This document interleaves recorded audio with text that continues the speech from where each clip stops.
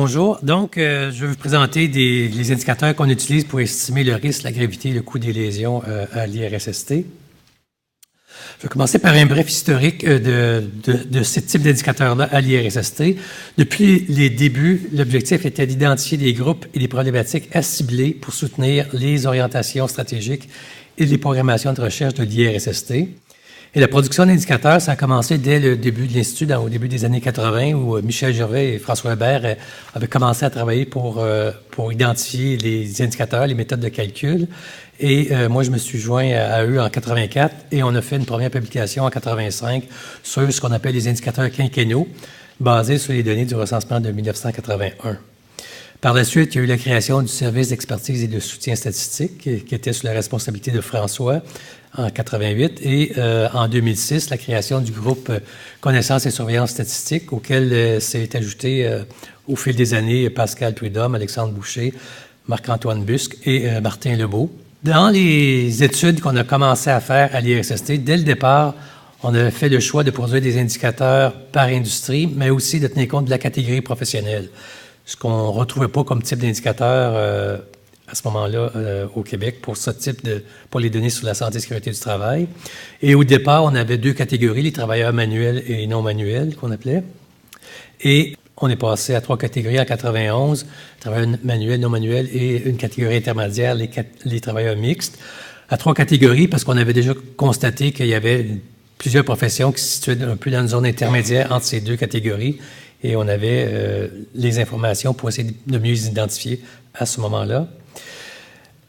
Par la suite, en 1996, les indicateurs, la production, le devis d'activité étaient soumis à une évaluation internationale ouverte qui nous a permis d'avoir des échanges avec des chercheurs dans le domaine des indicateurs de santé publique ou santé sécurité du travail, pour voir quelles améliorations qu'on pouvait apporter aux indicateurs.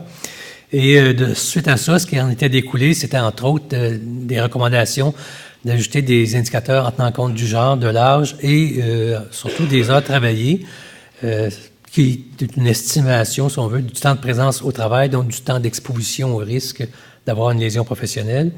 Ce qu'on a fait, on a tenu compte de ces dimensions-là des lésions et on a calculé des indicateurs en effectif en équivalent temps complet, ETC, basés sur les heures travaillées. Un ETC correspondant à 2000 heures travaillées. Par la suite, en 2013, comme on l'a mentionné plus récemment, on a fait des estimations à partir des coûts des lésions professionnelles, des coûts globaux, pour avoir une perspective un peu différente sur les lésions. Et dès l'année prochaine, on va produire des indicateurs annuels pour essayer de connaître un peu plus l'évolution sur une base un peu plus fine que les indicateurs produits à tous les 5 ans. Dans les données produites à l'IRSST, dans les recherches, il y a vraiment eu plusieurs sources de données qui ont été utilisées. Bon, à la base des données de la CSST, qui nous fournissent de l'information sur les lésions qui sont acceptées par la CSST. On a aussi des publications qui ont été sorties par des collègues des laboratoires présentant des statistiques basées sur les résultats des analyses de laboratoire pour identifier, par exemple, la présence de substances chimiques dans différents secteurs d'activité économique. Des données d'enquête ont aussi été utilisées au cours des années, des enquêtes comme l'enquête sociale et de santé qui est connue sous le nom de Santé Québec, des données de 93-98, où des collègues, encore une fois, de travail de l'IRSST ont sorti des analyses et des données d'indication sur l'état de santé en lien avec des conditions de travail. L'enquête sur la dynamique du travail et l'emploi de Statistique Canada pour aller identifier, entre autres, des aspects particulièrement liés au travail chez les jeunes. Plus récemment, l'enquête québécoise sur des conditions de travail et d'emploi et la santé et sécurité du travail pour regarder les liens entre les conditions de travail et les risques d'accident du travail, de troubles musculo-squelettiques ou les problèmes de santé psychologique au travail. Il y a aussi des études qui ont été faites qui utilisaient des données d'entreprise pour connaître un peu plus finement la situation et calculer des indicateurs liés à des entreprises spécifiques. Ceci, ça peut être fait aussi en combinaison avec des banques de données fédérales ou provinciales, comme par exemple le fichier des tumeurs, qui s'appelle maintenant le Registre québécois des cancers, qui était utilisé. On parle d'indicateurs. Qu'est-ce que c'est qu'un indicateur statistique en santé? Comment est-ce qu'on peut le définir? J'ai été voir une des définitions qu'on avait utilisées aussi dès les débuts. Je pense qui qui s'applique bien. C'est, selon Perron et Stromanger, donc tout indice synthétique dont les valeurs sont utilisées comme point de repère dans l'appréciation de l'état ou de l'évolution d'un phénomène non quantifiable. Bon, l'élément ici qu'on a, c'est donc des indices, par indice synthétique, on parle d'un outil de mesure, là, un taux, une moyenne, des proportions. Donc, c'est des outils de mesure, des mesures de l'état ou de l'évolution. Bon, l'état, on sait que c'est le portrait, et l'évolution, mais les changements qui peuvent arriver. Mais on parle de mesures de phénomènes non quantifiables. Ça peut paraître un petit peu abstrait et bizarre. Qu'est-ce qu'on essaie de mesurer qui est non quantifiable à partir de ces indicateurs qui sont quantifiables? Bon, l'exemple que je vais vous donner, c'est l'exemple que donne Perron et Stromanger, l'exemple du baromètre. Le baromètre, qu'est-ce que c'est? C'est un instrument de mesure précis de la pression atmosphérique. Bon, sur une échelle graduée, comme on voit ici, là, ça mesure donc la pression atmosphérique. Et on s'en sert, l'outil de mesure, c'est donc le baromètre, et on s'en sert de cette mesure-là comme une indication du temps qu'il fera dans la journée, ce qui fera un beau temps ou mauvais temps. Bon, beau temps, mauvais temps, c'est ça qui est le phénomène ici non quantifiable, c'est-à-dire que beau temps et mauvais temps, il n'y a pas une mesure du beau temps et mauvais temps. Il y a la température, la quantité d'humidité dans la journée, le degré d'humidité, le vent, le facteur éolien, le degré d'ensoleillement. Il y a plusieurs aspects qui peuvent être considérés pour considérer est-ce que c'est du beau temps ou du mauvais temps, sans parler des dimensions aussi plus géographiques ou culturelles. Ce qui est du beau temps dans les pays nordiques n'est peut-être pas la même chose que ce qui est du beau temps dans des pays plus au sud. Donc, il y a le concept non quantifiable, c'est vraiment cette dimension-là qu'on essaie de connaître à partir de certains outils de mesure qu'on utilise. La même chose, dans le fond, qu'on fait avec les données, avec les outils de mesure, avec les indicateurs qu'on a produits à l'IRSST, c'est pour estimer aussi un aspect qui est plus complexe, qui contient plusieurs facettes et qui est en soi non quantifiable. On peut quantifier certains aspects du phénomène, mais on ne quantifie pas le phénomène comme tel, la totalité du phénomène. Ce qu'on fait pour les indicateurs en santé et sécurité du travail, ce qu'on essaie de mesurer, c'est quel est l'état de la santé, de la sécurité des travailleurs ou l'état de la salubrité, de la sécurité des milieux de travail. C'est l'aspect plus complexe, qui est plutôt multidimensionnel, qu'on essaie de connaître par différents indicateurs. Les indicateurs nous donnent donc une information ou deux ou trois informations, mais pas la totalité de l'information. Et on peut classer les indicateurs essentiellement en deux catégories. Les indicateurs de l'intensité du phénomène. On veut savoir quelle est l'importance en nombre, en proportion, en taux de fréquence, quel est le risque de lésion dans les milieux de travail. Donc, des indicateurs sur l'intensité du phénomène et des indicateurs qui peuvent nous servir à identifier la gravité des lésions qui surviennent.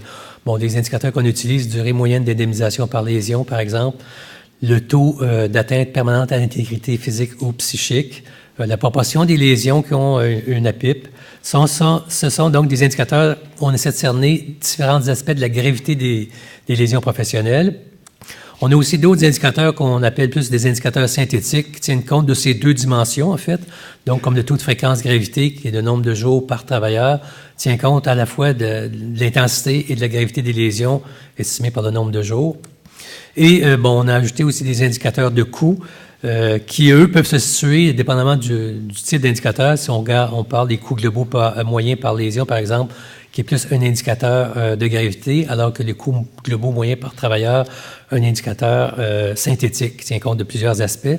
Et les indicateurs de coûts globaux, tels qu'ils ont été développés par Martin Lebeau à l'IRSST, sont des indicateurs qui essaient de regarder aussi plus loin que juste les dimensions qui peuvent être perçues par les données de la CSST. Ça nous amène une perspective beaucoup plus globale et large sur les effets des lésions professionnelles.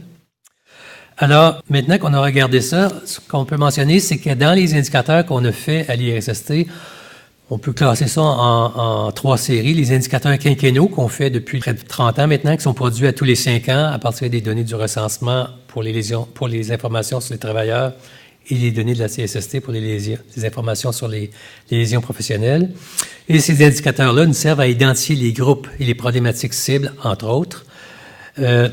On a aussi, comme j'ai mentionné, développé des indicateurs de coûts qui servent aussi à identifier, via des coûts globaux, des groupes et des problématiques cibles. mais en amenant une perspective un peu plus large ou englobante, comme je mentionnais.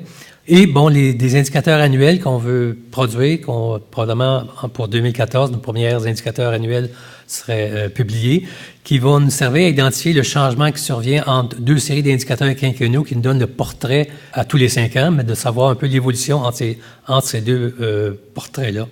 Quand on parle des indicateurs quinquennaux, bon, c'est des indicateurs, comme je l'ai mentionné, calculés à partir des données de la CSST, combinés aux données du recensement de Statistique Canada. Dans la production de ces indicateurs-là, souvent, bon, on fait le commentaire qu'il y a des longs délais dans la publication, mais aussi, en fait, c'est des longs délais qui sont liés, entre autres, à l'obtention des données pour calculer ces indicateurs. Les données du recensement, dans le passé, ça pouvait prendre, pour la partie des informations provenant sur le travail, qui vient de la partie du questionnaire long, ça pouvait prendre 3 ans et demi avant que les données soient publiées. Donc, après ça, il fallait ensuite commencer à faire le calcul de la production de ces indicateurs-là. Donc, ça fait des délais qui peuvent être de 4 ans. On présente les données, par exemple, de 2005-2007, ont été publiées en 2012. Oui, ça amène une différence et la situation en termes de nombre, de fréquence des lésions a pu changer. Sauf que, par expérience, par le passé, quand on a regardé ce qui ressortait, on voit très bien que le classement des groupes cibles les uns par rapport aux autres change, lui, beaucoup plus lentement. Et ce qui fait que le portrait qu'on voit à ce moment-là, on peut considérer qu'il est assez valable et généralement assez représentatif de la situation plus récente, même si on regarde ça pour des données de 2005-2007. On voit bien, donc, ça nous permet bien de hiérarchiser les groupes cibles les uns par rapport aux autres, même si ça a un certain décalage dans le temps, à partir de ces données. Les données utilisées, donc CSST et données de Statistique Canada, ben, comme toutes les données, c'est des données qui sont imparfaites, qui ont des limites. Donc, entre autres, des limites des données de la CSST, bon, c'est pas des données qui ont été produites spécifiquement pour identifier des groupes cibles ou des problématiques cibles. Il y aurait d'autres dimensions, d'autres aspects qu'on aurait pu ajouter si on avait vraiment voulu développer spécifiquement pour ces aspects-là, comme par exemple, quelle était l'ancienneté dans l'emploi au moment de la lésion, de l'accident du travail. C'est une information qui serait intéressante à avoir pour mieux comprendre ce qui se passe, pour mieux voir les facteurs en cause dans la survenue de la lésion. Donc, il y a un décalage entre ces deux aspects-là. C'est des données qui sont des données administratives colligées pour des fins d'indemnisation ou de tarification des employeurs. Ça amène une certaine différence en termes de finalité des données.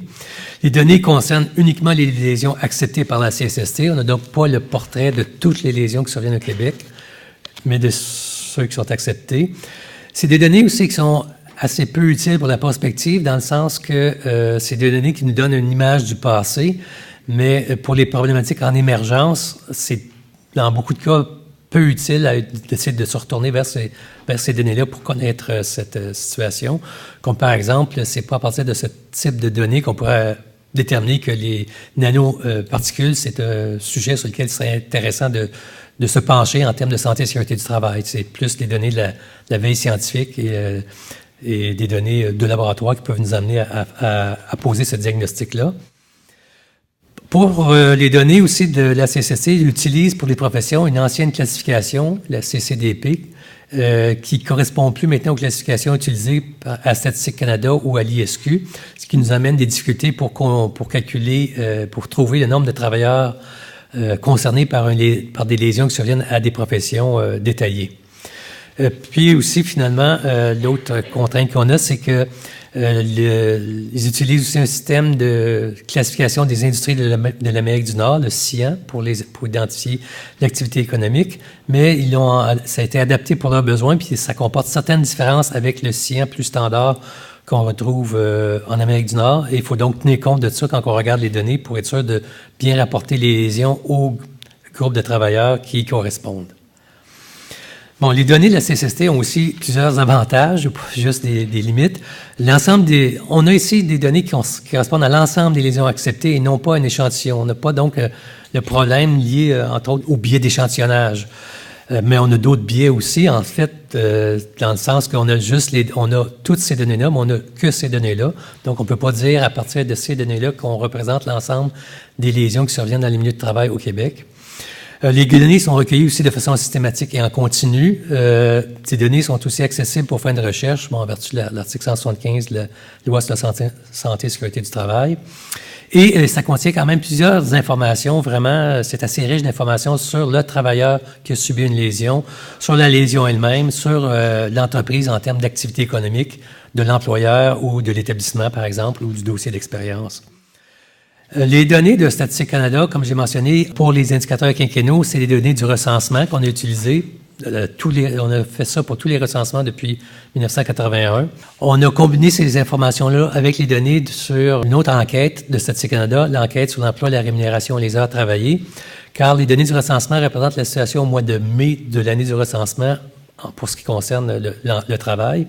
Et pour ajuster, pour tenir compte des variations mensuelles des activités économiques par industrie, on a donc complété cette information-là ou ajouter des facteurs de correction en fonction de la variation mensuelle calculée à partir de l'EERH. Pour les indicateurs annuels, on va utiliser les données de l'enquête sur la population active. Et pour le recensement de 2011, il n'y a plus de questionnaire long et les informations sur le travail provenaient du questionnaire long du recensement. Donc, on va avoir recours à l'enquête nationale sur les ménages, l'ENM, ce qui va nous amener aussi certains problèmes par rapport à l'aspect de comparaison avec les données du passé, entre autres. Portée et limite, les données de Statistique Canada. Statistique Canada est quand même un organisme très reconnu pour la qualité des statistiques produites, des méthodologies. J'ai mentionné qu'il y a quand même le problème des longs délais avant la publication des données, mais ça a été quand même un peu plus court parce qu'avec les données, par exemple, de l'ENM, on est plutôt autour de 2 ans comme délai pour la production des données sur le travail. Les données, par exemple, aussi, dans des délais liés à l'outil de collecte. On a l'information sur l'emploi principal. Si un travailleur a plus d'un emploi, on a que l'information qui est rapportée sur l'emploi principal. Et on a, par exemple, l'ensemble des heures travaillées par le travailleur, mais il est attribué à l'emploi principal. On n'a pas non plus exactement la population couverte par le régime de la CSST, mais c'est quand même une approximation assez proche, assez suffisante pour bien calculer des indicateurs. Mais il faut tenir compte qu'il y a quand même des différences. C'est des données du recensement sont représentatives de l'ensemble de la population, mais les données sur le travail, comme j'ai mentionné, provenaient de la partie échantillon. Et avec les recensements, comme par exemple au dernier recensement de 2006, on peut dire le coefficient de variation qui est lié à la méthode d'échantillonnage était, par exemple, estimé à 11 % pour un effectif de 500 travailleurs en équivalent temps complet. Et ça, plus on augmente l'effectif, plus ce taux-là, ce coefficient de variation diminue. Donc, ça nous donnait quand même une certaine indication du coefficient de variation. Avec l'ENM, on va probablement avoir des coefficients de variation qui vont être différents, plus élevés, et des problèmes de comparabilité avec le passé. La mise en garde que j'ai à faire, c'est aussi par rapport aux données qui viennent de la CSST, mais qui sont traitées, produites par soit la CSST ou d'autres organismes, je pense à l'INSPQ ou nous-mêmes. Il faut faire une attention quand on compare des données qui proviennent de différents organismes, même si on parle des données de la CSST, parce que il y a des différences dans le choix des données ou dans des concepts qui peuvent amener des différences dans les résultats qu'on regarde. Par exemple, il faut tenir compte de la date de la mise à jour des données, la maturité des données qui ont été utilisées pour savoir s'il n'y a pas des différences liées à cet aspect-là. Il faut regarder si les données sont produites, par exemple, est-ce qu'on a les données par année? Est-ce que c'est l'année de survenue de l'événement à l'origine de la lésion, de l'accident à l'origine de la lésion, par exemple, ou la déclaration de la maladie à l'origine de la lésion? Est-ce que c'est selon l'année de l'ouverture du dossier, l'année de l'acceptation de la lésion? Évidemment, les chiffres vont changer par année, dépendamment de l'année de référence qu'on choisit. En ce qui concerne les données comme telles, on parle des lésions. Est-ce qu'on parle des lésions, l'ensemble des lésions acceptées, des lésions indemnisées, des lésions avec perte de temps indemnisées? Donc, on ne parlera pas exactement du même univers. Ça peut amener des différences en termes de résultats. Et ça peut amener des différences en termes d'importance des dossiers non codés. Est-ce qu'on a ou non le cumul des conséquences des rechutes, récidives ou aggravations avec l'événement à l'origine de la lésion? C'est aussi un autre élément important à considérer. Je vais donner l'exemple de la maturité des données. La maturité des données, c'est le temps qui a lieu entre la date de la dernière mise à jour des données au moment où on fait l'extraction des données et, par exemple, l'année de survenue de la lésion. Par exemple, pour les données de 2007, si je regarde les données avec la mise à jour du 31 décembre 2008, on dit qu'on a une maturité moyenne de 1,5 ans. Minimum 1 an, maximum 2 ans. Au 30 juin 2010, on a une maturité moyenne de 3 ans. Donc, ça varie entre 2 ans et demi et 3 ans et demi. Ça nous amène des différences dans les données. Si on compare les données selon différentes maturités, Si on regarde en termes de lésions acceptées, ici, on voit que la différence est assez minime. On parle de 300 cas entre 1 an et demi et 3 ans, donc pas des différences très, très importantes. La proportion des lésions qui sont codées pour le siège est la même, parce que c'est une variable qui est codée à l'ouverture du dossier, qui est obligatoire d'être codée.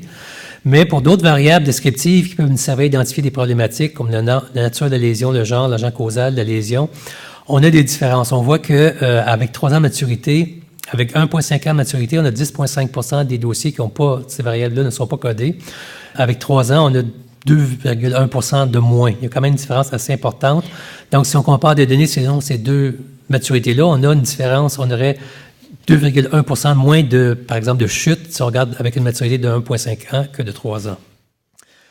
La maturité moyenne mesurée en termes de conséquences, c'est aussi un impact qu'on peut voir sur la durée moyenne d'indemnisation. On voit ici qu'il y a 18 jours de plus sur une maturité moyenne de 3 ans comparativement à 1,5 ans.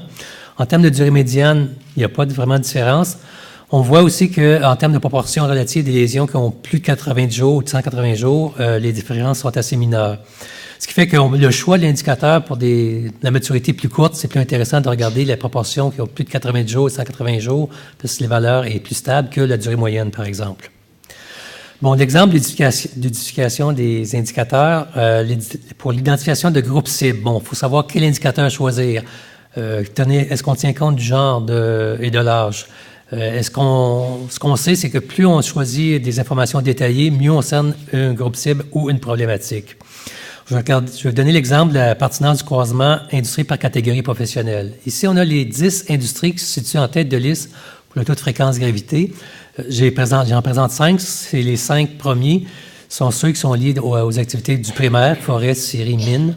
Ensuite, on a 2 autres qui s'ajoutent qui sont des activités qui sont liées au secteur manufacturier. On a un secteur de la construction et 2 secteurs qui sont liés aux services. Au total, ces 10 industries représentent 10,3 de la main-d'œuvre et 24 des jours. On a un ratio de 2,4 fois plus de jours que de travailleurs ici. Si on regarde le même groupe cible en tenant compte de la catégorie professionnelle, les travailleurs manuels, ici, on voit qu'il y a 5 nouveaux secteurs qui apparaissent, ceux qui sont en jaune. Et sur ces 5-là, il y en a 4 qui sont du domaine des services. Par ailleurs, on voit que les taux sont de 10,2 à 19,4, donc c'est dans la partie supérieure, même plus élevé que le groupe précédent. On a donc un groupe qui est beaucoup plus à risque, et ces groupes-là, ici, ces 10 représentent 3,4 de la main-d'œuvre, mais 15 des jours, donc presque 4 fois plus de jours. C'est donc un indice que c'est un ciblage qui est vraiment intéressant à ce moment-là de faire. Bon, pour d'autres aspects, les indicateurs de coûts que j'ai mentionnés, c'est des indicateurs qui vont être produits avec les indicateurs quinquennaux et annuels à partir des données de la CSST, du recensement, de l'EPA et aussi des données économiques.